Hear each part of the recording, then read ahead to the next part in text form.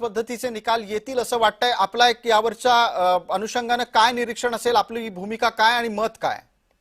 अगदी मला खरं तर हा जो मुंबई पोलिसांचा गुप्तवार्ता अहवाल जो आहे याबद्दल थोडंसं मला बघा कालचे जे आलेले एक्झिट पोल आणि आत्ताचा हा गुप्तवार्ताचा याच्यामध्ये तसं पाहायला गेलं तर बऱ्यापैकी चढ आणि खाल बघा कालचे आकडे होते जवळपास 100-125च्या आसपासचा आकडा जात होता भारतीय जनता पक्षाचा आणि शिंदे गटाचा मिळून आणि आज गुप्तवार्ताचा तुम्ही अहवाल बघाल तर त्याच्याप्रमाणे दोघांची मिळून म्हणजे 85च्या आसपास भाजपा दाखवलेला आहे आणि शिंदे गटाला 25च्या आसपास दाखवलेला आहे।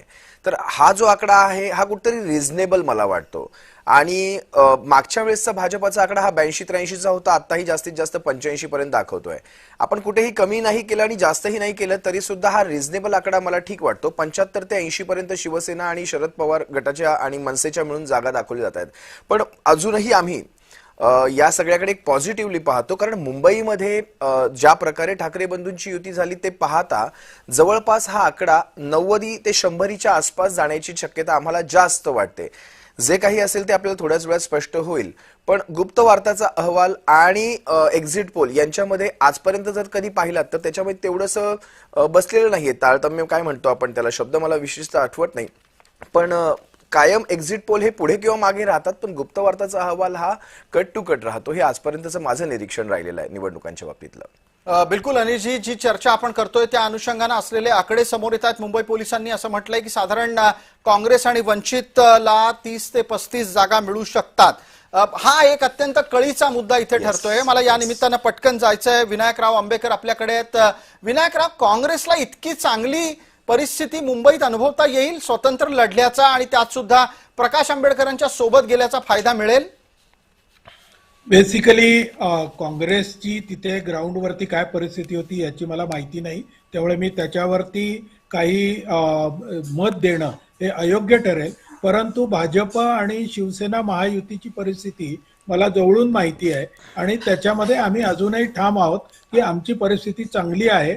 आणि जसं आता माझ्या आधीचे मित्र म्हणाले की या दोन्हीमध्ये फारसा फरक नाही। आपण लक्षात घ्या, आजही आपल्या त्या गुप्तवार्ता विभागाच्या अहवालानंतर सुद्धा सगळ्यात भाजप आणि शिवसेना महायुती हीच पुढे टॉपला आहे किंवा प्रथम क्रमांकावरती आहे।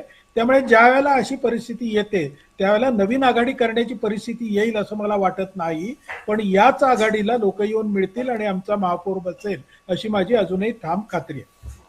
विषय पुढे नेतोय त्यावरचा खुलासा आपल्याला महेश सावंत यांच्याकडून घ्यायचा आहे। महेशजी, ज्या पद्धतीचे आकडे समोर येत आहेत ते पाहता मुंबईत निकालाच्या नंतर नव्या आघाड्या नव्या युत्या पाहायला मिळतील का?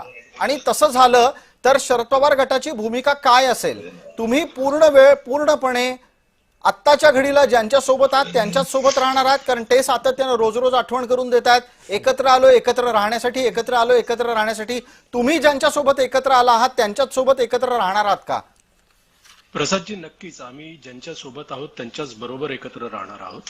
आणि जसं मी म्हटलं की थोडाच वेळ आहे, अजून एक 2 ते 4 तासामध्ये निकाल काय असतील हे आपल्याला सर्वांना कळेलच आणि आत्ता या क्षणाला त्याबद्दल बोलणं चुकीचं होईल असं मला वाटतं। दुसरी गोष्ट, जर तरच्या गोष्टींवर चर्चा करण्यापेक्षा थोडा वेळ थांबून जर ती चर्चा केली तर अधिक योग्य होईल।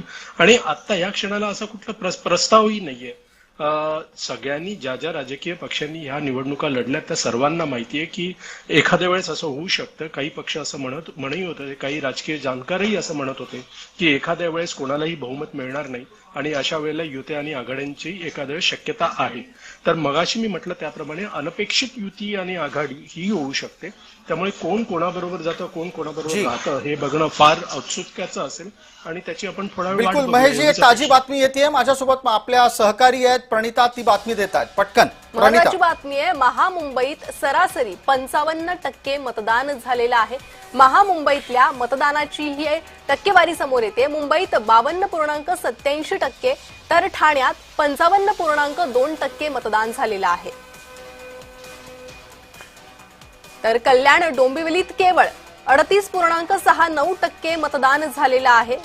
वसई विरारमध्ये 57.12% मतदान झालेलं आहे। मतदानाची ही आकडेवारी समोर आलेली आहे। महामुंबईत सरासरी 55% मतदान झालेलं आहे। मतदानाची ही महत्त्वाची टक्केवारी समोर येते। मुंबईत 52.87% तर ठाण्यात देखील चांगल्या प्रकारे मतदान ह्यावेळी